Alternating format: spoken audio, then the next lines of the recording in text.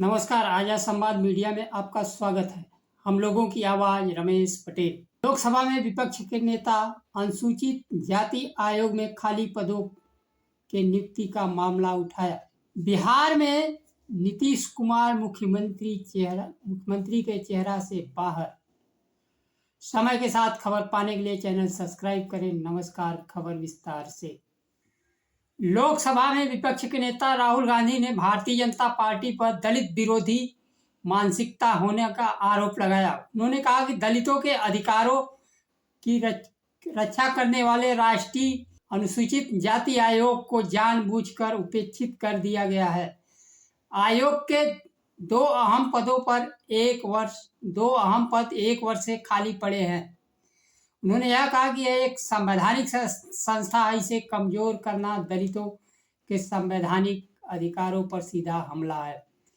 राहुल गांधी ने कहा, खाली आयोग सरकार में दलितों की आवाज कौन सुनेगा, उनकी शिकायतों को कौन सुनेगा। प्रधानमंत्री को जल्द से जल्द आयोग के पदों को भरना चाहिए ताकि दलितों के हक अधिकार की रक्षा करने की जिम्मेदारी प्रभावी ढंग से निभा सके। राष्ट्रीय अनुसूचित जाति आयोग भारतीय संविधान के अनुच्छेद 338 के तहत बनाया गया है। यह एक संवैधानिक निकाय है। ऐसे में इसका महत्व अधिक बढ़ जाता है। यह आयोग अनुसूचित जाति के अधिकारों के रक्षा के साथ साथ देश में सामाजिक आर्थिक विकास को बढ़ाने के लिए अपनी भूमिका निभाता है। इस संवैधानिक आयोग की स्थापना 2004 में संविधान के अनुच्छेद 338 के तहत की गई थी। पहले यह एक संयुक्त निकाय था जो अनुसूचित जाति और अनुसूचित जनजाति दोनों के लिए काम करता था। बाद में इसके काम में पारदर्शिता और जिम्मेदारी को सही तरीके से निभाने के लिए इसे अलग कर दिया गया। ऐसे में राहुल गांधी भारतीय जनता पार्टी पर निशाना साधा। उन्होंने कहा कि निकाय के अहम पद खाली रहने से पिछड़े वर्गों के लोगों को समस्या का समाधान कैसे होगा। राष्ट्रीय जाति आयोग उपाध्यक्ष तथा एक सदस्य का पद खाली है। इससे पहले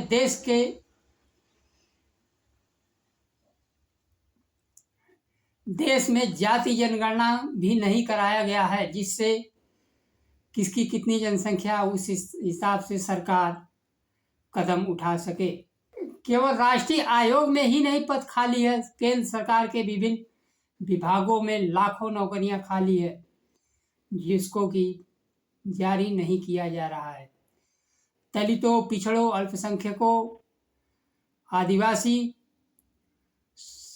हर जगह इनकी हकमारी की जा रही है। इनको नौकरी न मिल जाए, इसलिए सरकार सारा देश की कंपनियां प्राइवेट कर दे रही है। राष्ट्रीय अनुसूचित आयोग अपने प्रभावी ढंग से काम कर सके, इसके लिए तुरंत नियुक्ति की जानी चाहिए।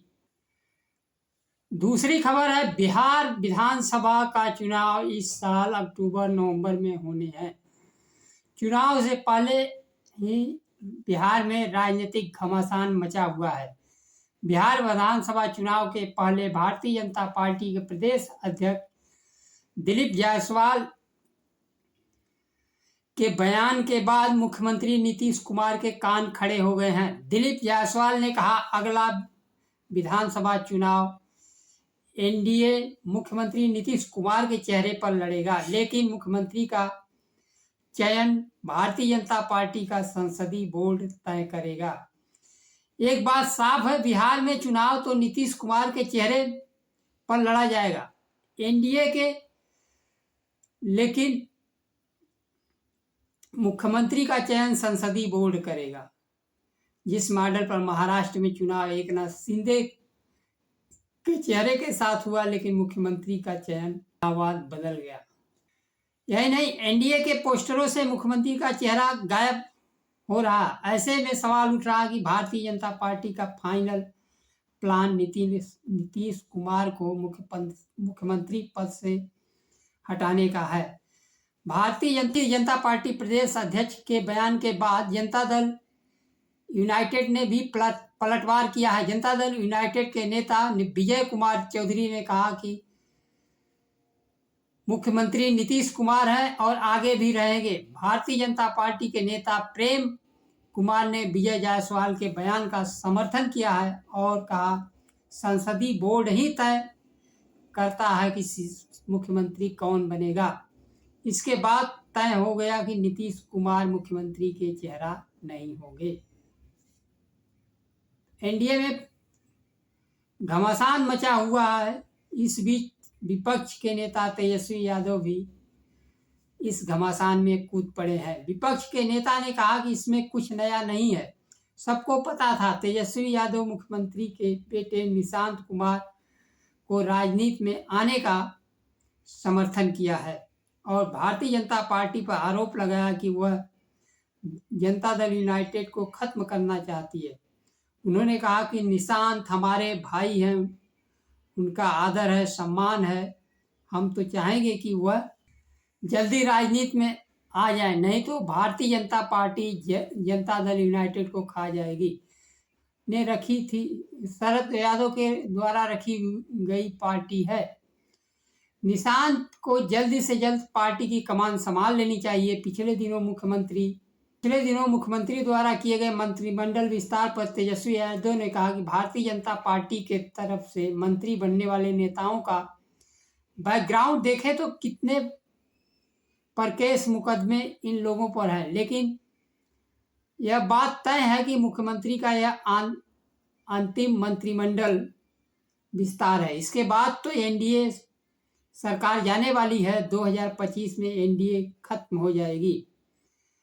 जनता दल यूनाइटेड विधायक गोपाल मंडल ने भी निशांत पर बयान दिया है। जनता दल यूनाइटेड को निशांत ही बचा सकते हैं। निशांत राजनीति में नहीं आए तो जनता दल यूनाइटेड समाप्त हो जाएगा। जनता दल यूनाइटेड का जो स्थिति है, इसके लिए मुख्यमंत्री नीतीश कुमार स्वयं जिम्मेदार हैं। आज अगर वह इंडिया गठबंधन के तरफ से लोकसभा चुनाव लड़े होते तो प्रधानमंत्री के दावेदार चुनाव बाद बने होते या नहीं बने होते, लेकिन आज भी प्रधानमंत्री के दावेदार होते। लेकिन आज मुख्यमंत्री नीतीश कुमार मुख्यमंत्री पद के भी दावेदार नहीं बचे हैं। अभी 24 फरवरी को प्रधानमंत्री नरेंद्र मोदी ने मुख्यमंत्री को लाडला मुख्यमंत्री कहा था। उसी समय यह तय हो गया था कि प्रधानमंत्री जी जिस भी मुख्यमंत्री का समर्थन करते हैं, सुबह शाम उनकी कुर्सी चले जाती है। अभी 2 दिन भी नहीं बीता है कि नीतीश कुमार के चुनाव बाद मुख्यमंत्री बनने की संभावना धूमिल हो गई है। अब आज स्थिति वह है कि मुख्यमंत्री नीतीश कुमार को मुख्यमंत्री पद का चेहरा नहीं बनाए जाने के भारतीय जनता पार्टी प्रदेश अध्यक्ष के बयान के बाद खुद जनता दल यूनाइटेड संसदीय दल सांसद जो हैं, उनके तरफ से नीतीश कुमार के समर्थन में कोई बयान नहीं आया है। जनता दल यूनाइटेड का संसदीय दल भारतीय जनता पार्टी के लाइन में सुर में आकर बोल रहा है। इससे साफ जाहिर हो रहा है कि जनता दल यूनाइटेड संसदीय दल टूट चुका है।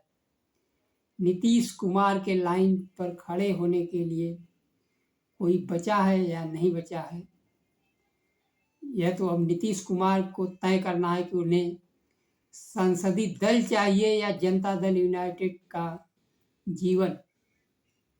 वह अकेले क्यों न भले आवे, स्वतंत्र चुनाव लड़े या इंडिया गठबंधन के साथ मिलकर चुनाव लड़े, उनका स्वतंत्र अस्तित्व बना रहेगा। भारतीय जनता पार्टी के साथ चुनाव लड़ने पर उनकी संभावना धूमिल हुई है। अभी बिहार की राजनीति नया क्या क्या गुल खिलाती है, समय समय पर हम जानकारी देते रहेंगे। आज के लिए बस इतना ही। नमस्कार। जय संविधान।